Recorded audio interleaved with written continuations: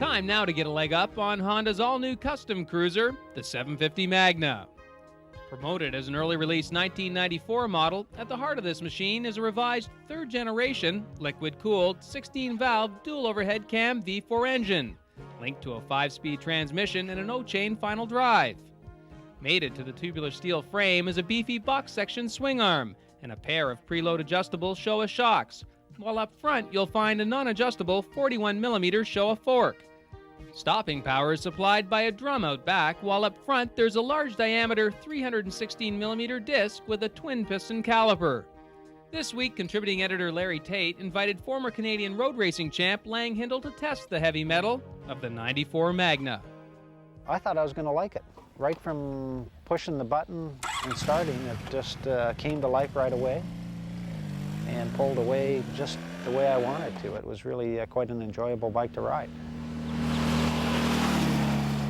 The V4 motor makes it a faster, more powerful bike than most of the V-twin cruisers. So there's just more horsepower there, but at the same time they've tried very hard to stay in the same appearance genre with, you know, the chrome and the look of the fat tank and the fat seat and all that kind of stuff.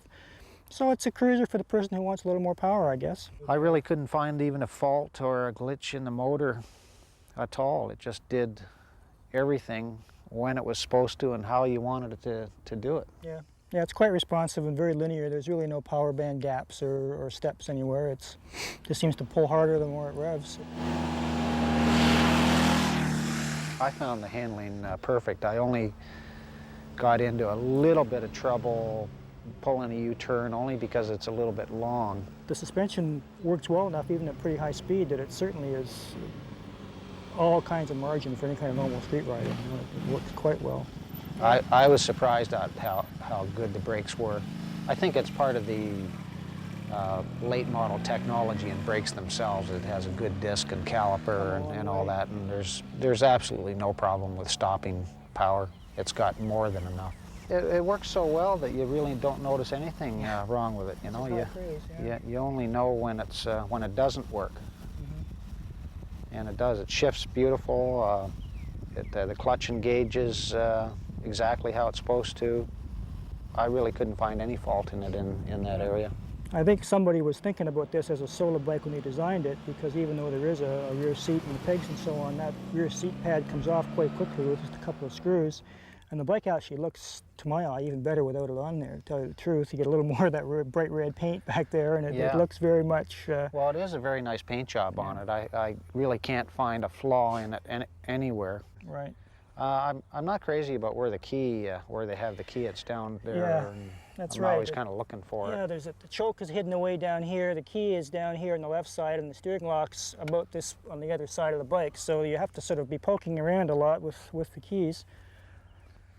Again, that's kind of older style stuff. The side stand, I also had problem finding the side stand. It's a long way back, isn't it? It's a long way back, and then you end up putting your shoe right on the exhaust pipe there, which tends to leave a little scuff there. I think the person who buys this bike is going to want to go quickly from stoplight off and up to cruising speed and then just settle back again. And for that, it works very well. It's nicely designed in terms of the way the power works and the way the gears are spaced and so forth. Yeah. Well, I look forward to doing some more riding on it. Just to recap, on the downside, although the bike is comfortable, Lang felt that he'd only be good for a couple of hours up on the highway.